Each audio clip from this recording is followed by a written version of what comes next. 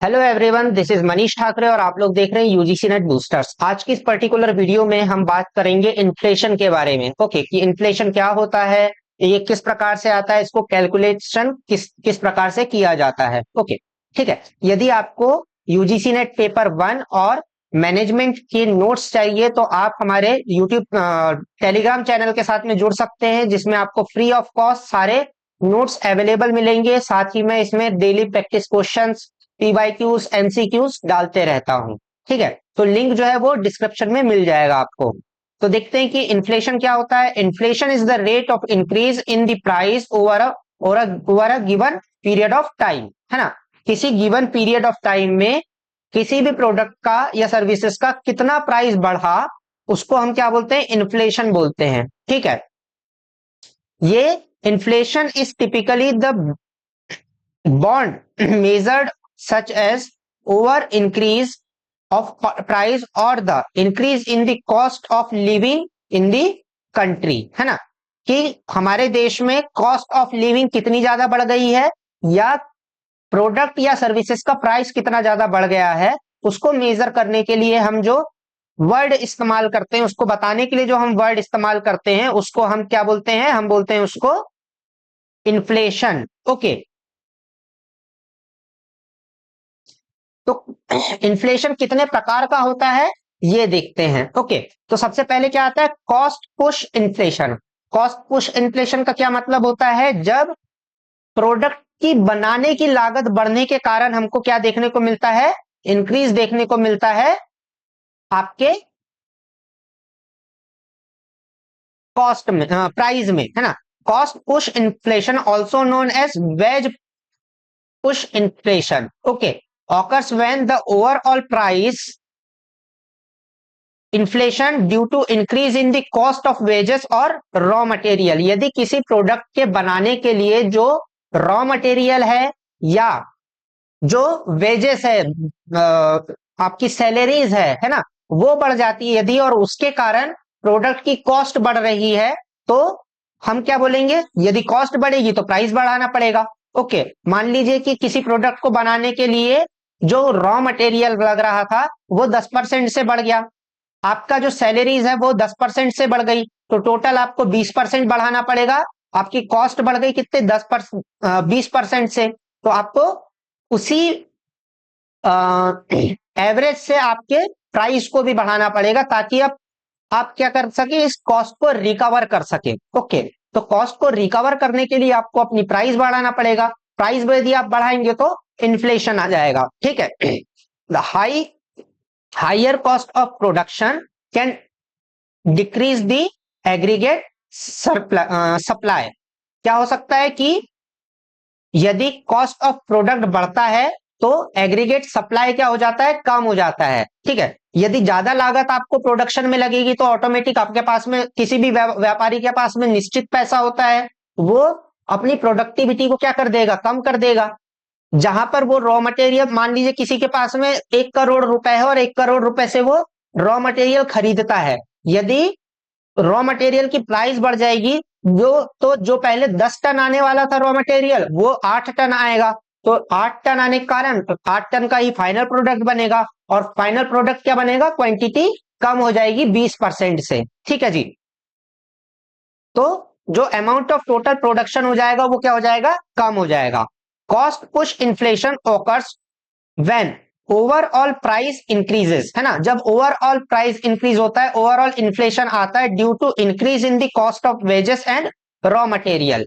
जब cost of wages बढ़ जाते हैं या कॉस्ट ऑफ रॉ मटेरियल बढ़ जाता है। Cost push inflation can occurs when higher cost of production decreases the aggregate supply. जब हमारे व्यापारियों के पास में एक निश्चित पैसा रहता है, उससे वो प्रोडक्शन करते हैं, यदि प्रोडक्शन की कॉस्ट बढ़ जाती है तो उनकी प्रोडक्टिविटी ड्रॉप डाउन हो जाती है, और इसके कारण हमको क्या देखने को मिलता है, इंक्रीज देखने को मिलता है अपने इन्फ्लेशन में। ठीक है, इसके बाद में क्या है, since the demand of the goods hasn't change, क्योंकि डिमांड जो है मार्केट में जितनी की उतनी बनी हुई है। ठीक है, और कॉस्ट भी बढ़ चुकी है और क्वांटिटी भी घट चुकी है। क्या हो रहा है कि प्राइस बढ़ गया है और क्वांटिटी जो है वो घट गई है, तो ऑटोमेटिक क्या होगा कि हमको देखने को मिलेगा कि जो प्राइस है मार्केट में किसी भी प्रोडक्ट की वो क्या हो रही है, बढ़ जा रही है। ठीक है, इसके दो कारण होंगे। पहली बात तो कि ओवरऑल प्राइस भी बढ़ा हुआ है, दूसरी कि डिमांड जितने की उतनी बनी हुई है और क्वांटिटी जो मार्केट में आ रही है वो क्या हो गई है, कम आ रही है। ओके, इसके बाद में क्या है, डिमांड पुल इन्फ्लेशन। जब डिमांड पुल इन्फ्लेशन आने का क्या मतलब है कि मार्केट से किसी प्रोडक्ट की यदि डिमांड बहुत ज्यादा राइज हो जाए, है ना, when the demand of goods और services rises faster than the supply of the goods और सर्विसेज, है ना, जितनी सप्लाई हो रही है उससे कई गुना ज्यादा डिमांड यदि किसी प्रोडक्ट की आ जाए, तो उस कंडीशन में हमको देखने को मिलता है क्या कि प्राइस बढ़ रही है किसी भी प्रोडक्ट की, है ना। जैसे कि हम बात करते हैं लग्जरी गुड्स की या ज्वेलरी की, तो ज्वेलरी का जो सप्लाई है वो तो लिमिटेड है ना, कि भैया जितना खनिज होगा उतना ही तो आएगा ना, है ना। डायमंड जैसे है तो डायमंड जितने हैं उतने ही आएंगे, उसको सप्लाई को आप इतना नहीं बढ़ा सकते, लेकिन डिमांड बहुत ज्यादा होती है, क्योंकि डिमांड बहुत ज्यादा होती है तो ऑटोमेटिक प्राइस बढ़ जाती है।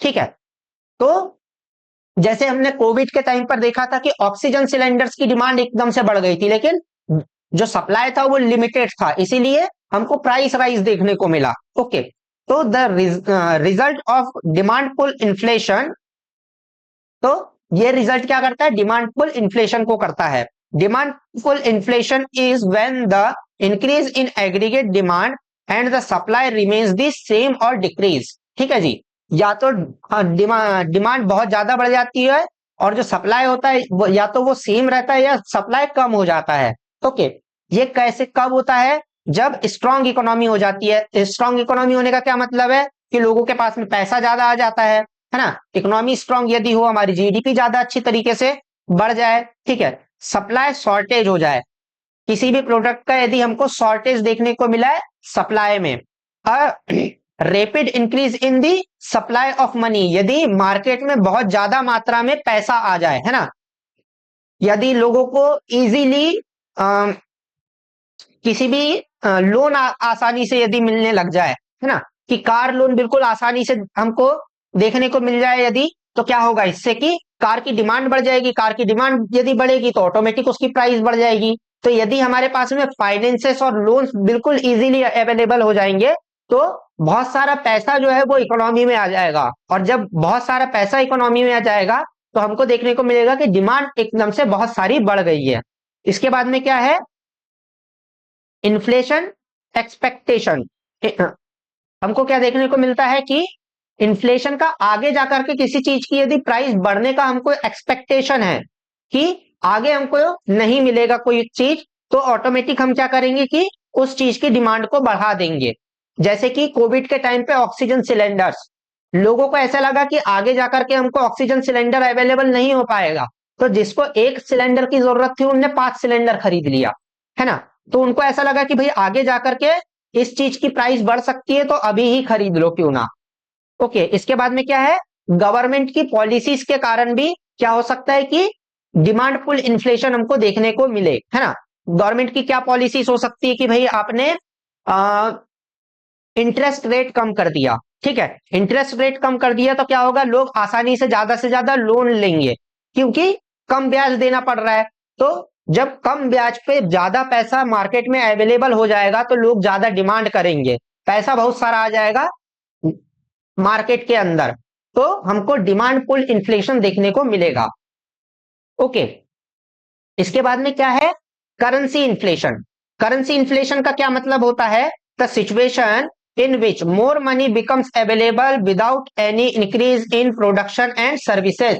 जब बहुत सारा पैसा आपके इकोनॉमी में आ जाता है और हमारी जो प्रोडक्शन है और सर्विसेज है इसकी क्वांटिटी मार्केट में बराबर बनी हुई रहती है, तो ये क्या कॉज करता है, ये कॉज करता है प्राइस राइज को। ठीक है जी, जैसे ये ज्यादातर होता है क्या, गवर्नमेंट की पॉलिसीज के कारण। गवर्नमेंट क्या चाह रही है कि भाई मार्केट में ज्यादा से ज्यादा पैसा सर्कुलेट हो, इसीलिए उनने क्या कर रहे हैं कि भाई एफडी के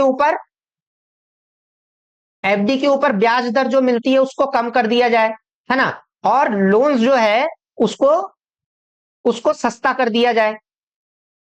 ठीक है, तो यहां पर आपको ब्याज दर कम देना पड़ रहा है और लोन्स आपको इजीली अवेलेबल है, तो लोग पैसा एफडी में कम डाल रहे हैं और पैसा खर्च करने के लिए ज्यादा निकाल रहे हैं। तो इससे क्या होगा कि ज्यादा पैसा जमा हो जाएगा मार्केट के अंदर। ओके, लोगों के जेब में ज्यादा पैसा बचने लग जाएगा।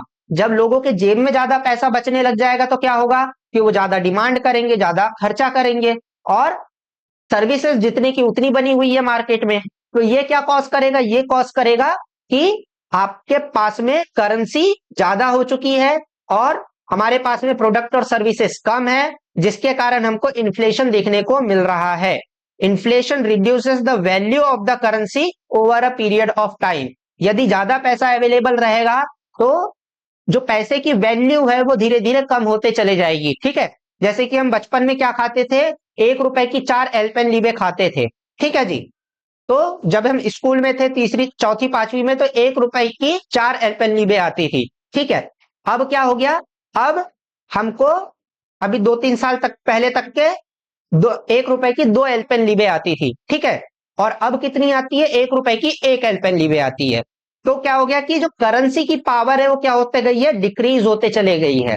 तो reduce in ability of money to buy anything is called inflation. ठीक है जी, इसके अलग अलग टाइप्स हो सकते हैं। इसमें कौन से टाइप्स हो सकते हैं, सबसे पहले क्या है आपका हाइपर इन्फ्लेशन।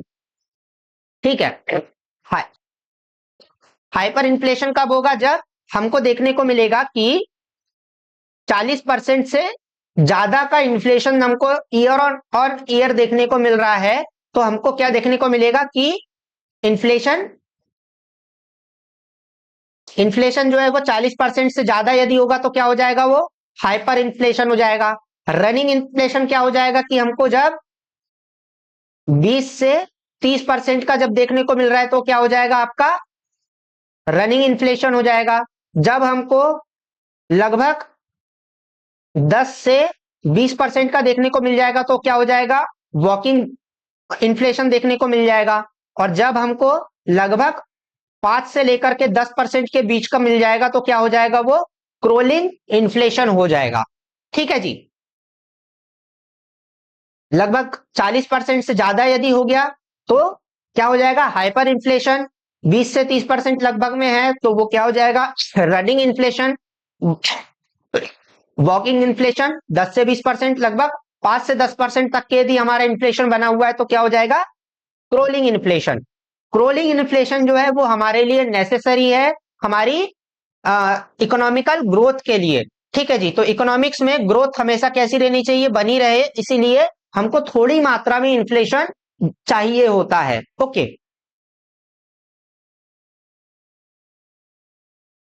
इसके बाद में क्या है कि स्टैगफ्लेशन क्या होता है। स्टैगफ्लेशन का क्या मतलब होता है कि जब हमको देखने को मिल रहा है कि किसी भी प्रकार का इन्फ्लेशन नहीं है, इन्फ्लेशन में रिड्यूस है ना। Stagflation refers to economy that has inflation as a slow और stagflated economic growth rate and a relatively high unemployment rate. ठीक है, जब हमको क्या देखने को मिलता है कि हमारा जो इन्फ्लेशन का रेट है वो क्या हो जा रहा है, बिल्कुल कम हो जा रहा है, और हमारी जो इकोनॉमिकल ग्रोथ है, यानी कि हमारे मान लीजिए जीडीपी है, उसका ग्रोथ भी क्या हो जा रहा है, बिल्कुल स्लो हो जा रहा है ना। दो चीजें स्लो हो रही है एक साथ, कौन सा कि आपका जो इन्फ्लेशन है वो भी क्या हो जा रहा है, स्लो हो जा रहा है, और हमारा इकोनॉमी भी जो है वो स्लो हो जा रही है। तो इस कंडीशन में हमको स्टैगफ्लेशन देखने को मिलता है। ठीक है, कि हमारी प्रोडक्टिविटी बिल्कुल नीचे आ चुकी है। तो इस कंडीशन में क्या होता है कि हमारी इकोनॉमिकल ग्रोथ बिल्कुल ही रुक जाती है और हमको अनएम्प्लॉयमेंट वाली स्थिति देखने को मिलती है। ठीक है, तो सही मात्रा में यदि हमारा इन्फ्लेशन रहेगा, मतलब कि लगभग 6% का यदि इन्फ्लेशन हमारा बना हुआ रहेगा, तो हमारी इकोनॉमिकल ग्रोथ क्या होगी, सही तरीके से चलते रहेगी। ठीक है, तो सही मात्रा में इन्फ्लेशन इकोनॉमी के लिए बहुत अच्छा होता है। यदि हमारा इन्फ्लेशन जो है वो गिर जाएगा तो तो इस कंडीशन में हमको क्या देखने को मिलेगा कि हमारी जीडीपी का ग्रोथ रेट भी क्या हो रहा है, वो कम होते चले जा रहा है। ओके, और हमको अनएम्प्लॉयमेंट देखने को मिल जाएगी। ओके,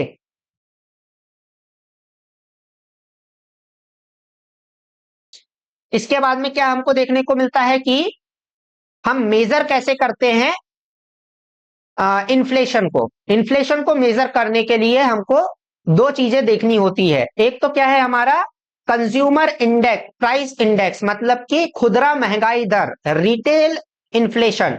रिटेल इन्फ्लेशन का क्या मतलब होता है कि जो रिटेल मार्केट में चीजों का प्राइस है वो कितना परसेंटेज से बढ़ रहा है। ओके, तो जो आपके फैक्ट्री से जो प्रोडक्ट निकल रहा है वो उसका प्राइस सेम बना हुआ है, लेकिन आपकी फैक्ट्री से निकल करके जो कंज्यूमर तक के पहुंचने तक के का जो उसका सफर है, इसमें कितना प्राइस राइज हो रहा है, इसको हम बोलते हैं खुदरा महंगाई दर या रिटेल इन्फ्लेशन। ठीक है जी, तो the consumer price index is the instrument to measure inflation.